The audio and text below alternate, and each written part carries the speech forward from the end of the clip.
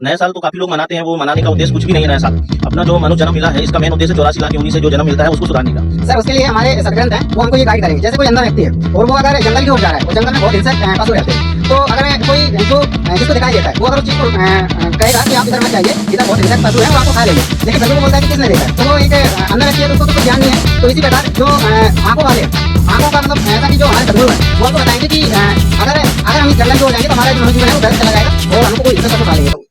नमस्कार दर्शकों, आज हम पहुंचे हैं एक ऐसी जगह पहुंचे हैं जहां पर संत रामपाल जी महाराज के अनुयायी हैं और हम इनसे जानेंगे कि जैसे कि आप सभी जानते हैं कि 2025 वो जल्द आने वाला है और लोग इस तैयारी को बहुत जोर शोर से मनाते हैं। तो हम ये जानेंगे कि संत रामपाल जी महाराज के शिष्य जो है वो नया साल कैसे मनाते हैं। तो हम इनसे पूछेंगे आज।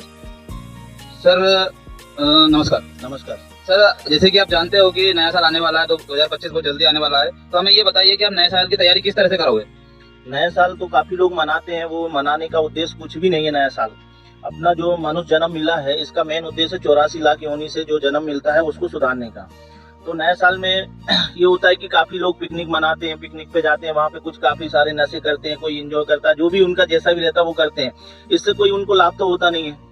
सर, नए साल में आपके दोस्त या फ्रेंड कई पार्टियां जब मतलब बहुत घूमने जाते हैं कई जगह, तो आपसे ही बोलते होंगे, तो आपका जवाब क्या रहता है। हमारा जवाब ये रहता है कि हम सदगुरु रामपाल जी महाराज के शिष्य हैं, हम उनकी भक्ति करते हैं और ये सब चीजें बेकार है। जो मानव जीवन का मेन उद्देश्य ये चीज करने का नहीं है, सद भक्ति करने का है और 84 लाख योनि से मोक्ष पाने का है। तो हम यहाँ पे आते हैं आश्रम, जैसे हमारे सदगुरुदेव बताते हैं कि इन चीजों को आप करोगे तो इसमें आपके जो है कर्म खराब होते जाएंगे। आप नए साल मनाओगे या जो भी पार्टी एंजॉय करोगे उससे कुछ लाभ तो होना नहीं है, आपके कर्म बिगड़ेंगे। 84 लाख योनि में आपको जाना पड़ेगा, फिर आपकी बहुत आगे दुर्गति होगी। उसके बाद में जैसे जो सदभक्ति से लग जाएगा वो यहाँ पे सत्संग सुनेगा, सदगुरुदेव के आदेशों का पालन करेगा, भक्ति करेगा। जैसे मैंने बताया, मुझे बहुत पुराना रोग था, वो भक्ति करने से ये सब चीजें ठीक हो गई। मेरे शरीर में काफी रोग थे। तो अपन नए साल इस तरीके से मनाए तो इसमें क्या है, समाज जो है नशा मुक्ति भी होगी और जो काफी इंजॉय करते हैं, कुछ एक्सीडेंट ही हो जाता है, उससे दुर्घटना घट जाती है, बहुत बड़ी दुर्घटना घट जाती है। बच्चे, किसी के बच्चे हैं, किसी के छोटे छोटे बच्चे रहते हैं, किसी के माँ बाप, किसी का भाई, वो उनसे छिन जाता है दुर्घटना में नशे के कारण। तो ये सारी चीजें सत्संग से ये सारे विकार छूट सकते हैं। सर, हमें ये बताइए 1 जनवरी को आप किस तरह से नया साल बनाओगे, क्या प्रोग्राम है आपका। 1 जनवरी को हमारे गुरु जी के आदेश अनुसार हम नए साल तो ऐसे मनाएंगे कि सत्संग सुनेंगे उस दिन घर में बैठ के सभी फैमिली के साथ में, और सत्संग से हमें सद्भक्ति मार्ग में और ज्ञान मिलेगा कि हमें मनुष्य जीवन कैसे जीना चाहिए। नए साल मनाने से, नशा एंजॉय करने से ही हमारा मनुष्य जन्म का मेन उद्देश्य यही नहीं है, जिससे हमारे विकार भी छूटेंगे। जो हम नए साल पे अगर हम चाहें तो एंजॉय करें या दोस्तों के साथ जाएं, दोस्त बोलेंगे तो उससे हमारे मनुष्य जन्म तो खराब होंगे ही, बहुत नुकसान भी होगा, जनहानि भी होगी, और नशा करने से हमारा शरीर भी खराब होगा, बहुत सारी घटना भी घट सकती है। तो नए साल मनाने का मेन उद्देश्य हमारा जो है कुछ नहीं, मनुष्य जन्म का बस ये है कि सही भक्ति करके अपने नए साल पे सही दिशा दो अपने जीवन को, कि अपन नए साल कैसे जी सकते हैं आने वाले टाइम में। सर, यहाँ पर इन्होंने बताया सद्भक्ति करेंगे हम नए साल में। यहाँ पर कुछ नई जनरेशन भी, हम उनसे भी जानेंगे।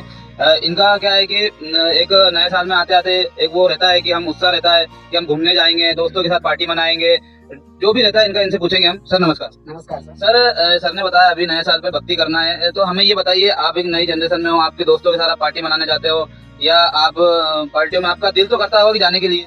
नहीं सर, हमारा गुरुजी की सत्संग अनुसार हम किसी भी पार्टी वगैरह और ये फिजूल की चीजें करने में कोई इंटरेस्ट नहीं है।